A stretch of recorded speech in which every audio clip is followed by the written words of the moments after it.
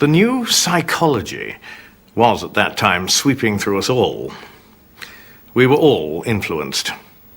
We were all concerned about fantasy or wishful thinking. I formed the resolution of always judging and acting with the greatest good sense. He was saying that all youth at that time were trying to escape from wish fulfillment dreams. They got that from Freud, and they wanted to, in one way, spit on the images of their youth and go on to they knew not what, but anyway leave that behind because it was juvenile. Lewis was writing a long poem called Dimer. In it, he portrayed belief in God as a tempting illusion, one that had to be resisted. But he found that in his own life, he wasn't so certain. The question of God's existence would not let him go. I was, at that time, living like many atheists in a world of contradictions. I maintained that God did not exist. I was also very angry with God for not existing. I was equally angry with him for creating a world. Why should creatures have the burden of existence forced on them without their consent? More than anything, Lewis wanted to write poetry. And for that, he needed the security of an academic career. He applied for teaching jobs at Oxford, but college after college turned him down. I was attacked by a series of gloomy thoughts about professional and literary failure. Such a rage against poverty and fear and all the infernal net I seemed to be in that I went out and mowed the lawn and cursed all the gods for half an hour. Lewis's first ambition, a burning ambition from the age of about 15, was to be a poet, a great poet. I could not say simply that I desired not my fame, but that of the poem, nor was the feeling a disinterested love for Dimer simply as a poem. It was a desire that something that I recognized as my own should publicly be found good. His hopes were finally fulfilled in 1925. Magdalen College made him a fellow. The next year, he found a publisher for his long poem, Dimer. Success at last. But it was not enough. All the books were beginning to turn against me. Indeed, I must have been as blind as a bat not to have seen, long before, the ludicrous contradiction between my theory of life and my actual experiences as a reader. The most religious were clearly those on whom I could really feed.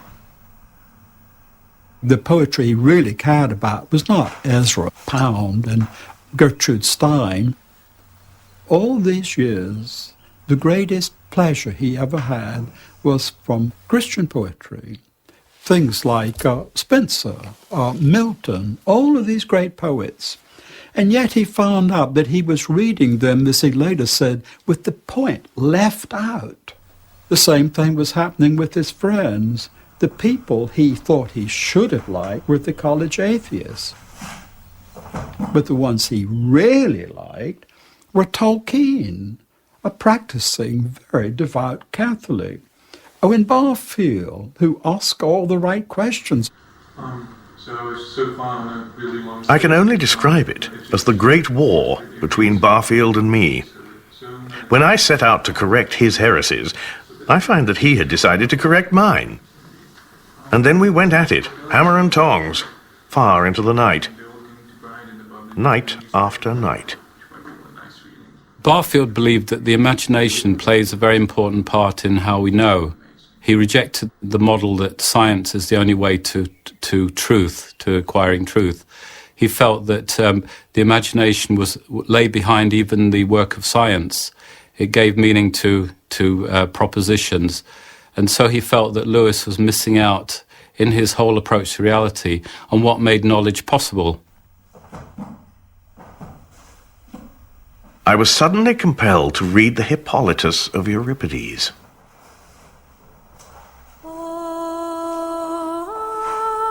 O God, bring me to the sea's end, to the Hesperides, sisters of evening, who sing alone in their islands where the golden apples grow. And the Lord of oceans guards the way from all who would sail into their night blue harbors. Let me escape to the rim of the world, where the tremendous firmament meets the earth, and Atlas holds the universe in his palms. For there, in the palace of Zeus, wells of ambrosia pour through the chambers, while the sacred earth lavishes life, and time adds his years only to heaven's happiness. I was off once more into the land of longing, my heart at once broken and exalted as it had never been since the old days. I was overwhelmed. I called it joy. When Lewis talks about joy, he talks about something that he labels the central theme of his whole life. But what he means by joy is not the satisfaction of a desire, but a desire that is more desirable than any satisfaction. There was no doubt joy was a desire. But a desire is turned not to itself, but to an object. I had been wrong in supposing that I desired for joy itself. All the value lay in that of which joy was the desiring, the naked other, unknown, undefined, desired. I did not yet ask, who is desired? The very experience of joy that Lewis had was an arrow that led to the target of belief in God. Lewis argued innate, deep desires do not exist unless they correspond to something that can satisfy them. If there is hunger, there is food. If there is sexual desire, there is sex. If there is curiosity, there is knowledge. So if there is the desire for this thing that is beyond this world, there must be something beyond this world. Lewis was still resisting, but growing tired from the struggle. The fox had now been dislodged from the wood and was running in the open, bedraggled and weary, the hounds barely a field behind. The odd thing was that before God closed in on me, I was in fact offered what now appears to be a moment of wholly free choice. I was going up Headington Hill on the top of a bus. Without words, and almost without images, a fact about myself was somehow presented to me. I became aware that I was holding something at bay. I felt myself being given a free choice. I could open the door or keep it shut. I chose to open. I felt as if I were a man of snow at long last beginning to melt. Drip, drip. And presently, trickle, trickle.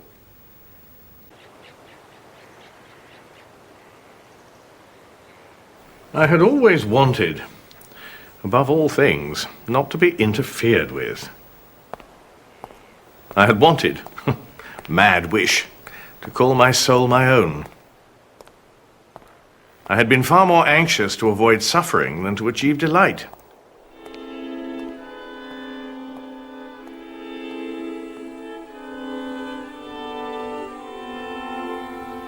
You must picture me alone in that room at Magdalen, night after night, feeling, whenever my mind lifted even for a second from my work, the steady, unrelenting approach of him whom I so earnestly desired not to meet. Total surrender. The absolute leap in the dark were demanded.